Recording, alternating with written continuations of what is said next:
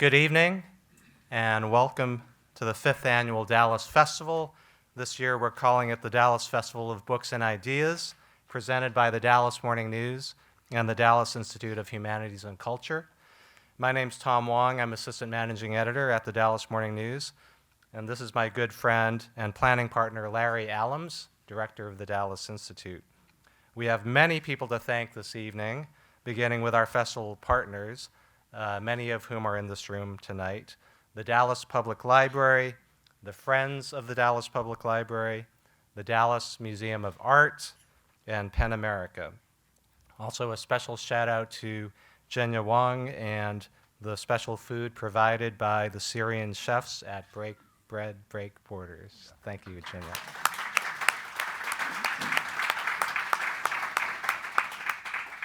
This festival is made possible by the generosity of our sponsors: City Track sponsor, the Sapphire Foundation; advocate sponsors, Baylor, Scott & White, the Lida Hill Philanthropies, and Dee Rose, and our other sponsors listed in the program and on signage and screens.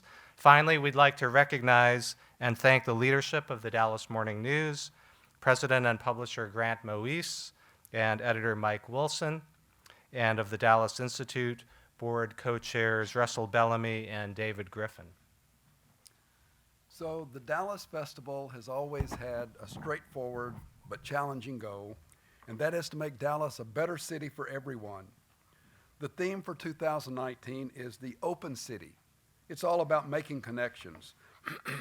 Once the program committee came up with the theme, we then formed planning groups. They're listed in the program, each of which determined the focus of its city track and suggested keynote speakers and panelists. And this year we have a different format. Rather than presenting the festival in a single day in one place, as in the past, we're conducting it over an entire week at a different venue each night. We kicked off last night at the Brain Performance Center at UT Dallas out on Mockingbird. It was a wonderful evening. And tonight we're in my home place, my home base, with the Dallas Institute of Humanities and Culture. We hope you'll be joining us during the week for other festival programs and other venues which are listed in the program you've received tonight. So look at them and see if you can be with us again in the rest of the week. We'll now begin tonight's program on the Welcoming City, which will explore how Dallas can welcome and include its great and growing diversity of residents and visitors. Please note two things as we begin. You'll have a chance. Are we going to use the index cards tonight? No, we're going to. Okay, all right. I'm going to roaming mic. Okay, so we're going to have roaming mics for the Q&A period after the panel discussion. And then at the conclusion of the program at 8:30, we invite you to remain for a 30-minute smaller group talkback when we consider further some of the ideas presented during the program. Quite candidly, I'm a little skeptical about the talkback. Larry, do you want to talk about how this is going to work? Yeah, what we'll do at the end of the program, we will take a short break.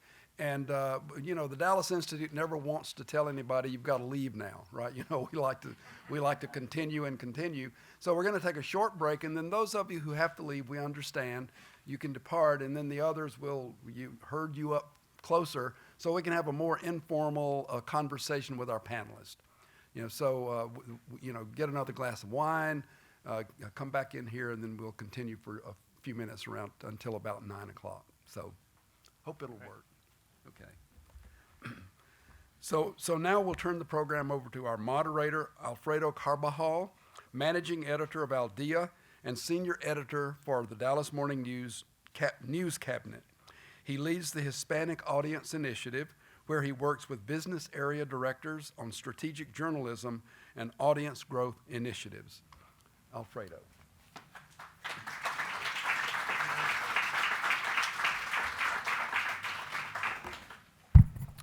Thank you, Larry and Tom, and good evening, everybody. Welcome. You are welcome. How many times do we say those words every day? How many times do we do that? And what that means, and what do we mean by saying those words? So I Googled origins of the word welcome the last few days and got something very interesting. In Old English, that's about 500 years ago, there was this word in Old English, welcome, and I hope I'm doing justice to the pronunciation. Welcome, who comes from two sources. The word will, with a single L, which indicates willingness, and the word kuma, or kuma, which means guest or somebody who is invited. Other languages in Europe also had variations of this word, welcoming in Norse, a traditional language in Iceland, and also in Old German, there's the word willkommen. So as you can see, there's a lot of commonality. The point here is to illustrate the concept behind the word welcome and what we convey when we say that we're welcoming others. Personally, I like this word a lot. Welcome, I think, not only conveys a positive sentiment, but also the predisposition to embrace, to help, to support, and to build together. Suddenly, now we're talking about a communal value, a key component of the social contract that serves as the basis to build the society that we desire. Today, we're very lucky to have a panel with representatives of different communities that live in Dallas, and we'll discuss the idea of Dallas being a welcoming city. I'll introduce them in a few minutes, but before that, we're gonna ask Keven Ann Willey to kick off the discussion and give us some of the intriguing ideas that she's gonna be sharing with this group. Keven is the former editor of the editorial page of the Dallas Morning News, and also a Dallas transplant herself for the last 17 years, -1, and she'll explain that. Her bio is on the official website of the Festival of Ideas, and you'll see the vast experience and many roles that she's played in her journalism career. So please, let's utilize that word, the one that is congregating us tonight, to welcome Keven to the podium.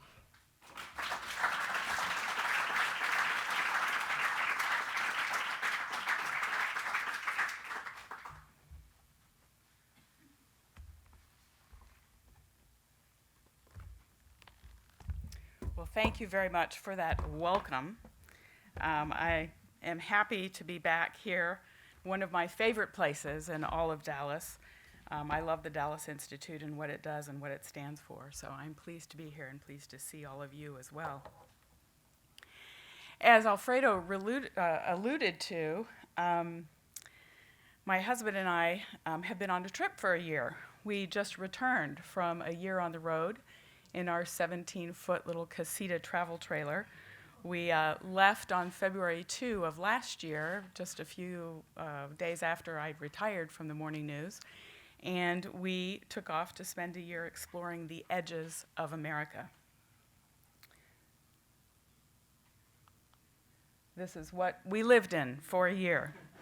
We had a terrific time, and it turns out that our route around the perimeter of the U.S. was about 27,000 miles by the time we completed it. We had a few brief forays into Canada and Mexico.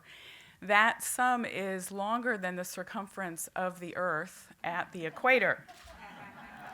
But as I said, we enjoyed nearly every mile of it. But I will confess that some areas on our trip were more welcoming than others.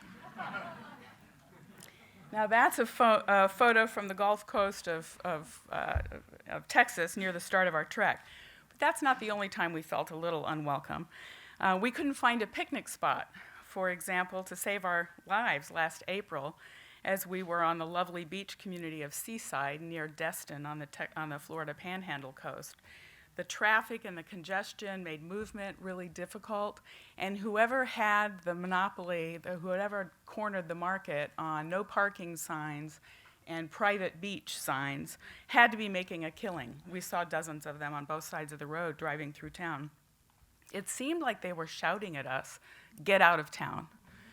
So we did. In New Jersey, the steep toll fares and the ban on pumping your own gas were unexpectedly off-putting. So were the fact that in June one day we paid $15 in highway tolls, and that was before noon. Conversely, the farmers market in Brunswick, Maine, later that same month, was amazingly full of welcoming people and a warm and inviting cornucopia of fresh food and wares. And one of my favorite stories is about Rick.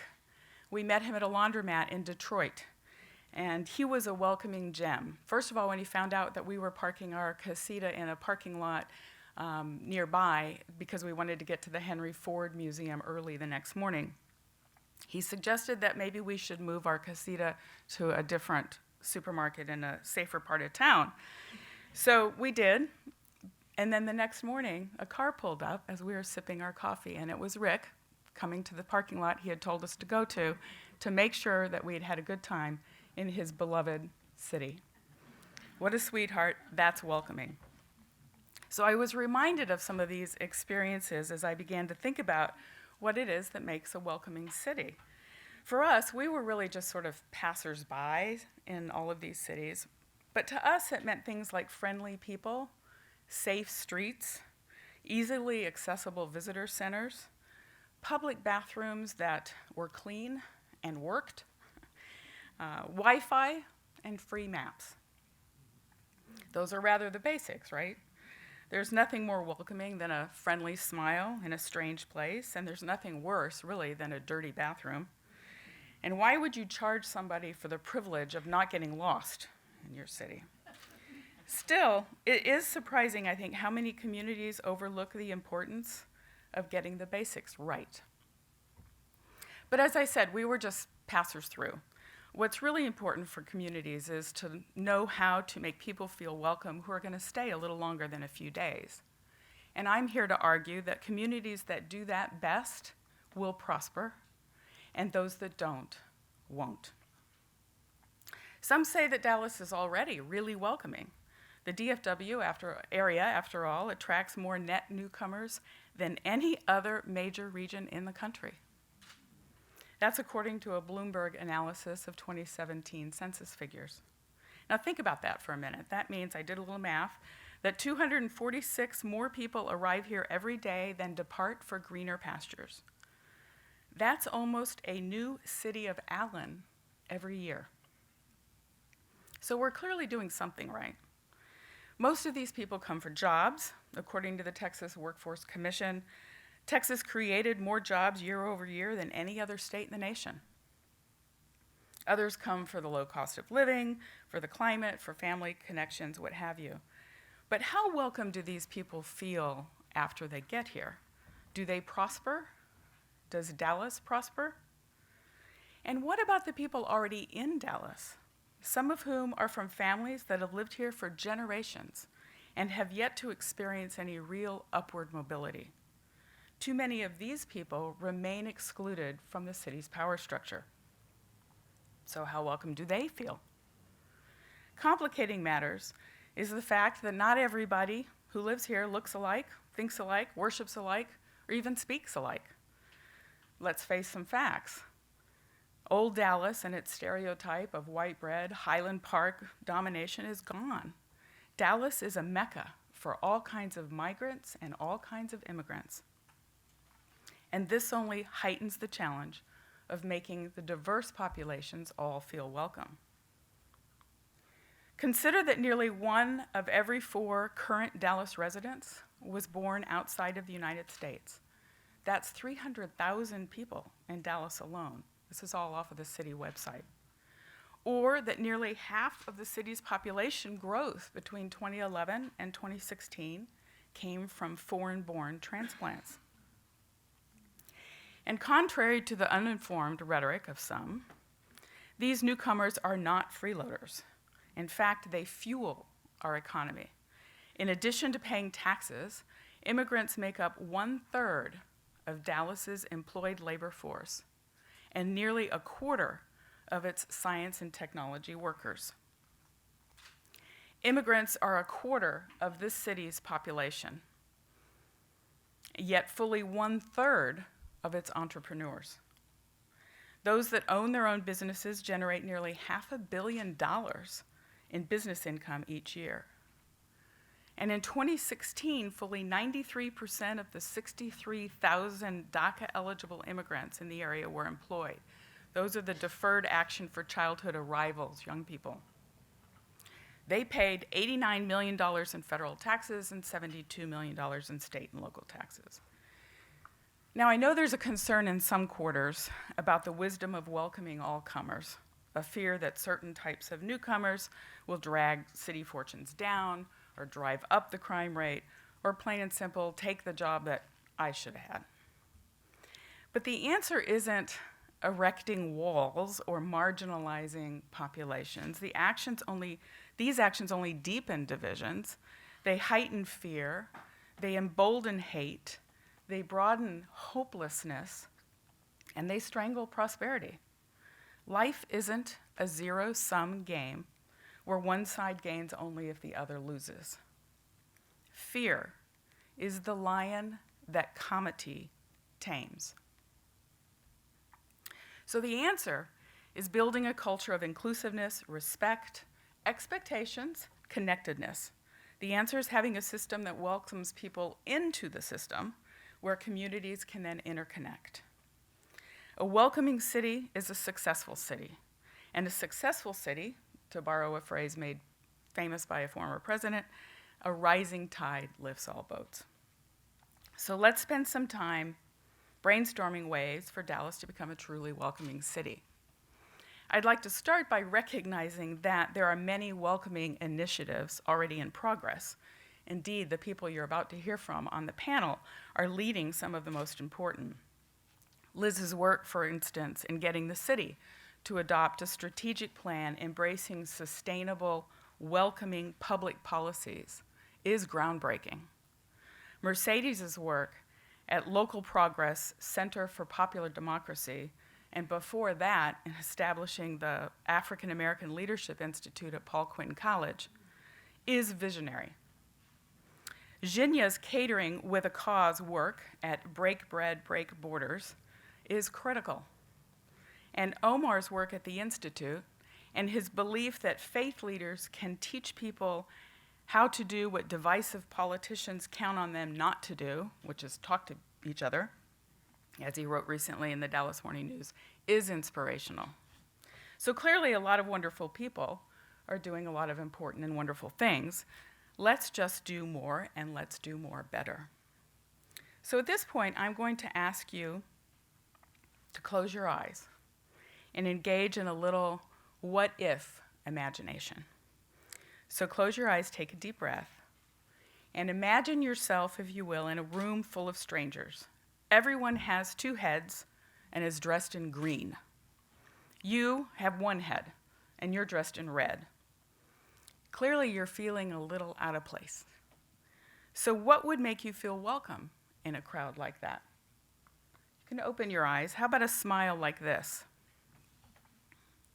First, a smile. Let's not underestimate first impressions or the oversized impact of something as small and simple as a smile. What if the first person every newcomer encountered in Dallas began each conversation with some variation of, "Welcome to Dallas. We're glad you're here. What can I do to help you?" Is there a public campaign around that? Second, what if as you're standing in that doorway, wavering somewhere between your fight and flight impulses, one of the people in the room actually beckons you over and offers to show you around? Extrapolating a little bit from that, what if each newcomer to Dallas were matched with a long-term resident who acts as a contact, a sounding board, an informal mentor, somebody who can help calm a newcomer's sensory overload or unravel the tangle of alphabet soup organizations? Somebody who might explain how those left turn lanes on the freeway access roads work, that West Village really isn't west of downtown, and that South Dallas isn't a region but a specific neighborhood. Somebody who can point the way to lists of places with free Wi-Fi, places of worship, places with resources, places of wildflowers. Taking this concept to the next level, what if such mentoring were somehow institutionalized? What if a revitalized Dallas Volunteer Center developed an emphasis on training ambassadors systematically to provide migrants to Dallas with mentors from Dallas to make them feel welcome and connect them to the community? What if every newcomer to Dallas, whether from another country or another county, received an action-packed welcome package? It would contain tips for living in Dallas in their own language, info about schools and libraries, the local media, utilities, a summary of local government, how that government works or is supposed to work, information on where to vote. Maybe there's a small memento of some sort in the welcome packet, fresh produce from Bonton Farms, a Neiman Marcus trinket, a Stars t-shirt, a digital subscription to the Dallas Morning News. And let's not focus exclusively on the newcomers. A lot has changed in Dallas in recent years, and there's something to be said for acquainting longtime Dallasites with that change and making them feel welcome as the city transitions. What if there were regular tours, free, to acquaint both newcomers and natives with areas of town other than their own, areas that they're not familiar with, places of worship they've never experienced, cultures that feel foreign? How many residents in Preston Hollow have been to Kessler Theater? How many residents of Cadillac Heights have hung out at the Dallas Museum of Art? Call it systemized bubble busting. It's about encouraging residents to see, to experience, to appreciate, respect lives that are lived differently than their own. What if the city had a set of well-known and well-utilized places for constructing a sense of continued connectiveness? Think Clyde Warren Park, that wonderful stretch of urban green space where thousands of people from all ages, backgrounds, incomes, and experiences gather every week to enjoy diverse forms of music, food, games, exercise, or just each other. Or a pumped-up version of Dallas Dinner Table, where the participants gather once a year in private homes across the metro area to talk with others beyond their own neighborhoods about the impact that race has had in their daily lives. What if neighborhoods across the city hosted regular gatherings of natives and newcomers around the concept of storytelling? Gatherings where we share our stories, how we got here, how our grandparents got here, what we learned, how we persevered. The stories could be written, musical, visual, culinary. Break Bread, Break Borders is a form of such storytelling. What if our city actually found ways to make such sharing regular and systemic, to build our origin stories into the DNA of our community? Now, speaking of public policy, what if there were more ways to bend our free market economy toward areas of greatest need? What if our city created ways to incentivize development in historically underdeveloped areas? Areas of town where young people have historically had fewer opportunities, areas of town with huge tax-based potential that have lain fallow for decades. What if in good economic times, the Dallas City Council made its approval of mega-million-dollar developments contingent upon some sort of sliding scale investment in underdeveloped areas? In other words, approval of a tax subsidy over here contingent on a community investment over there. Now, the city has experimented with such policy, to be sure, but with mixed results. What if it found a way to make such contingent partnerships successful and systemic?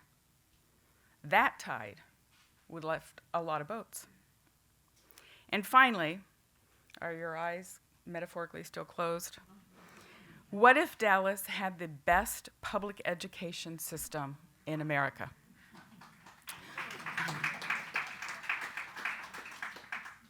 What does public education have to do with being a welcoming city? Well, let's think about that. Most people move to a place to get ahead or to lay the foundation for their kids to get ahead. A top quality education is the graphite in the keyhole of success. Mayor Rawlings knows this. He's invested a good part of his political capital in efforts to jumpstart Dallas Independent School District to a better place because he knows how critical a top quality public education system is to a city's success. Now, remember that room full of strangers I described early on?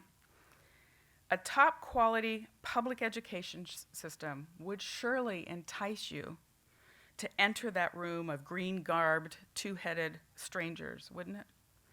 A community with a public education system known for positioning kids on the path to prosperity, one that's dedicated to your child's success. That would make you and your family feel welcome. Okay, so now you can open your eyes, metaphorically or otherwise. Those are just a few of the what-ifs that I was playing with in my mind as I gave some thought to this evening. They ranged from smiles to spirit guides to storytelling to bubble busting, incentivized development investments, and public education. There are certainly myriad other ideas, and I think now's the time to begin discussing them. Thank you very much.